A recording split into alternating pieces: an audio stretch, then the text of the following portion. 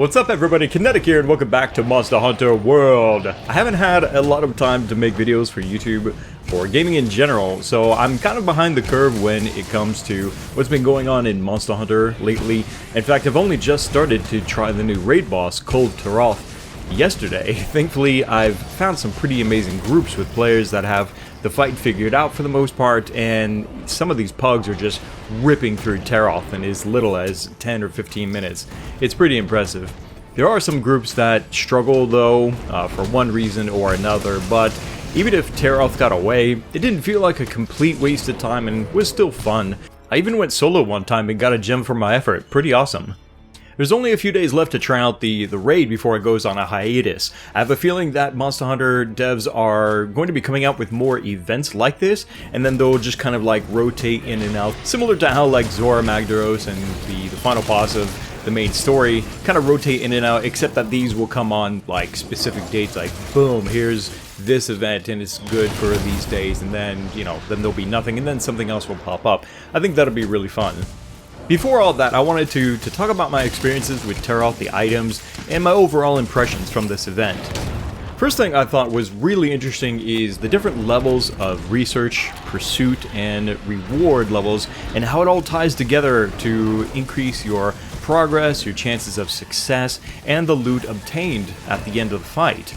I've not seen anything like this before in a multiplayer game, and I think it adds a nice complexity to the encounter. This complexity, of course, meant players had to work together even more than they're used to in order to achieve success. Which was probably the devs' plan all along, was to shake things up enough so players focus on working together instead of just zerg rushing without caring much who does what. That's the way things have been. As long as everyone is doing good damage, doesn't get curb stomped, it'll be an easy win, I mean, even on tempered fights. That kind of monster hunting style, though, does get boring after a while, I think, and it's nice to have a new challenge that encourages players to work more as a team. The rewards for the effort are pretty awesome. The Taroth set is already one of my favorites, or at least a few pieces are. I can see myself using these mixed together in various new builds in the future. The most fun, though, was the Appraisal of loot. What a fantastic idea, I think, to make weapons randomly generate into potentially gold tier quality. This, for me, was the feature that really made this exciting and a little addicting, too. Coming back to the desk after a successful hunt and finding out I got, for example, a gold insect glaive or a gold hammer or something like that was quite the thrill. I can see how this isn't everybody's cup of tea though. The way the features and the flavor of this whole event has been put together, it probably doesn't thrill everybody as much as it has me. I'm sure many players wish they could just solo Taroth with ease, like they can any other monster, craft the weapons like normal rather than RNG results, etc. But I think they're missing exactly why this event stands out in a good way.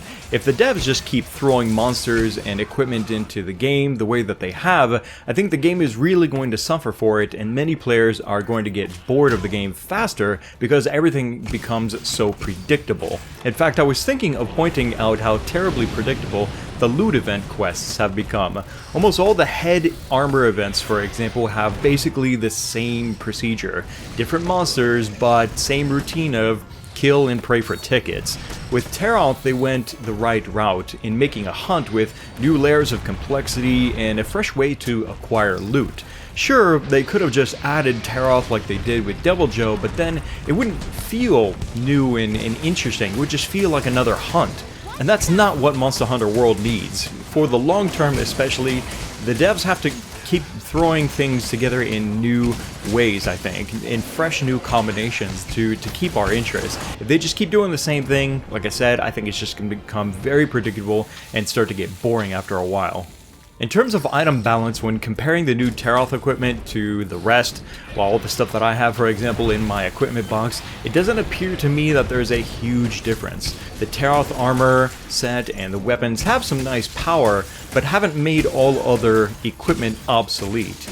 We've not seen a big jump in gear progression so far in Monster Hunter World, and the slight vertical progression we are experiencing still feels comfortable, I think. I'd prefer a more horizontal gear progression, but either way, I'm fine with it, as long as it's gradual and not boom, overnight, all new gear is better than our existing gear, and everything in our boxes just becomes obsolete. What would help, and this is going beyond the topic of this fight, but what I think would help in the future is to allow all armor to have the same level cap for upgrades. What we're seeing now is armor loses its viability partly because it can't upgrade to the same defensive level as the higher rarity armor.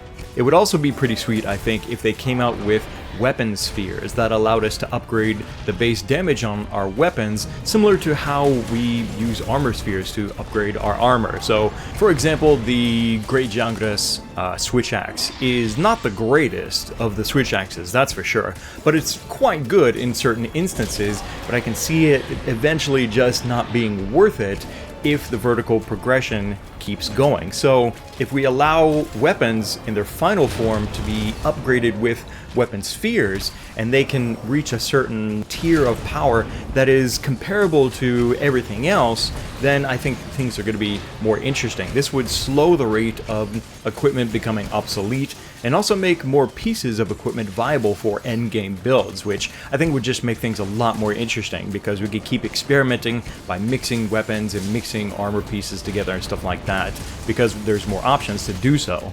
Whatever the devs plan to do, I have faith in them. So far, they've really knocked it out of the park with Monster Hunter World, and as long as they keep doing what they're doing, like adding new monsters to the hunt, new gear to chase, and the occasional collaboration, like the Mega Man and Devil May Cry crossovers, they'll have my attention with this game for a very long time.